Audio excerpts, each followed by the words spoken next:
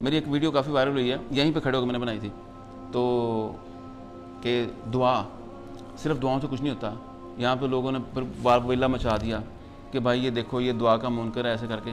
بھائی ایسا نہیں ہے، آپ ادھر آئے ہو تو کچھ سیکھو گے۔ گھر بیٹھ کے دعائیں مانگنے سے کچھ نہیں ہونے والا ہے، آپ کو دعاؤں کے ساتھ کام کرنا پڑے گا۔ ایسے ہی ہے نا، یا تو مجھے بتاؤ نا، ایک بندے کی مثال دو نا جس نے کچھ نہیں زندگی میں کیا سوائے دعاؤں کے، اور وہ کامیاب ہو گیا۔ بتاؤ نا مجھے ایک بندے کی مثال دو، انبیاء سے لے کے آج تک مجھے ایک بندے کی مثال دے دو۔ وہ ہے پاسبلٹی؟ کام کرنا ہی پڑے گا آپ کو، پھر دعائیں چلیں گی۔ پہلے کرو دعائیں، بعد میں دعائیں کرو۔ اب پاکستان میں کتنے لوگ دعائیں کرتے ہیں، لیکن اب نکل رہے ہیں تو تبدیلی آ رہی ہے نا۔ ایسی ہے نا، ہماری مائیں بہنیں بچے سب دعائیں کرتے ہیں، لوگوں کے مرنے کی بھی اور پاکستان کے بہتر ہونے کی بھی۔ مسجدوں میں دعائیں مانگی جاتی ہیں، کیوں مکمل نہیں ہوتا مقام کا؟ صرف دعاؤں سے نہیں کچھ ہوگا، باہر نکلنا پڑے گا۔ اب لوگ نکل رہے ہیں باہر، اب تبدیلی آ رہی ہے۔ اب فرعون کو پتہ چل رہا ہے کہ بھائی میرا یہاں پہ سروائیو کرنا مشکل ہے، یہ چیزیں سخت ہیں، لیکن عام میں پڑھائی اس لیے نہیں جاتی کہ جو پڑھانے والے ہیں ان کی دکان بند ہو جائے گی۔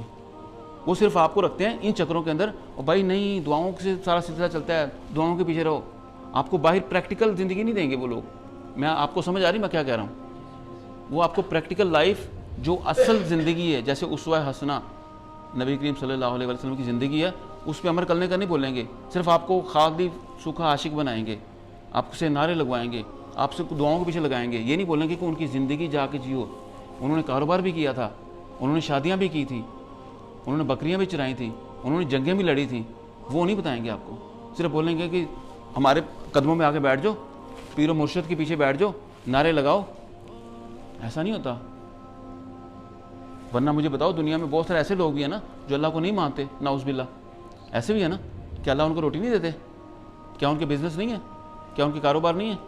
کیا ان کی فیملیاں نہیں ہیں؟ سب کچھ ہے۔ اللہ تعالیٰ رب العالمین ہے۔ تو اس لیے آپ لوگوں نے یہ چیز سوچنی ہے، ہمارے اپنے مائنڈ کو لمیٹڈ نہیں کرنا۔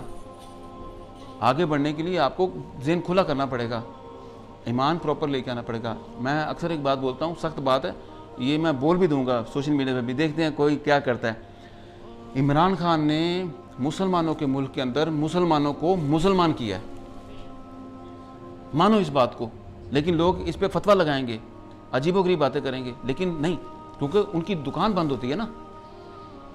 اصل میں وہ واحد بندہ ہے جس نے ہمیں حقیقی طور پر لا الہ الا اللہ کا مطلب سمجھایا ہے۔ ورنہ ہم ڈیلی پڑھتے ہیں، کلمہ پڑھتے ہیں نا، سب کو کلمہ آتا ہے نا، شروع سے لے کے بچپن سے ہم پڑھتے آ رہے ہیں، دین یاد پڑھتے آ رہے ہیں، لیکن صرف پڑھتے تھے، اس کا مطلب یہ ہے کہ ہمارے اندر نہیں تھا وہ۔ لیکن اس بندے نے بتا دیا، اس بندے نے اصل ایمان دیا، ایاک نعبد و ایاک نستعین، ہمارے اندر گھول کے ڈال دیا بار بار بول کے۔ لوگ کہتے ہیں یہ گھسی پٹی باتیں وہی کرتا ہے۔ اس چیز کو سمجھو، آپ کی زندگی اللہ کے بعد آپ کے اپنے ہاتھ میں ہے۔ ورنہ اللہ کے بعد عبادت کے لیے فرشتے بھی ہیں، بڑے فرشتے ہیں، کروڑوں اربوں فرشتے ہیں، کیا فرق پڑتا ہے؟ میری بات سمجھ رہے ہیں؟ تو پریکٹیکل لائف کے ساتھ جڑ جاؤ، آپ کچھ کرو گے تب ہی جا کے کچھ ہوگا۔ ورنہ جو لوگ کہتے ہیں نا صرف سوکھی دعائیں، وہ دنیا کے امیر ترین لوگ ہوتے ہیں۔ ہمارے ملک میں ماشاءاللہ بدقسمتی سے کیا ہوتا ہے، لوگ 150 روپیہ لے کے دوسرے کو بولتے ہیں میرے لیے دعا کرنا ہے۔ ایسے ہی ہے یہ، مجھے نا امیر ہونے کا ذرا وظیفہ تو لکھ دو۔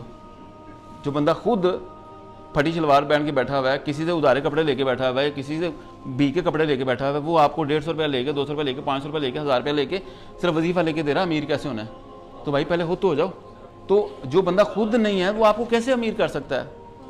میری بات سن، ان چیزوں کو سمجھنا بچے بڑا ضروری ہے، خدا را اس چیز کو سمجھنا ہے۔ ہم سب کو تو نہیں سمجھا سکتے، لیکن اپنی کوشش کر سکتے ہیں۔ سمپل سی بات ہے، کوئی سمجھے یا نہ سمجھے باقی اس کی مت۔ جس نے ساری زندگی اگر اسی طرح کہتے ہیں نا وہ ان ایجوکیٹڈ یا کہتے ہیں ان پڑھی گزارنی، اس کی اپنی مرضی ہے، لیکن جس کو سمجھ آ گئی اس کے بعد بدلنا چاہتا ہے تو بدل جائے گا۔ بہت شکریہ، تھینک یو سو مچ۔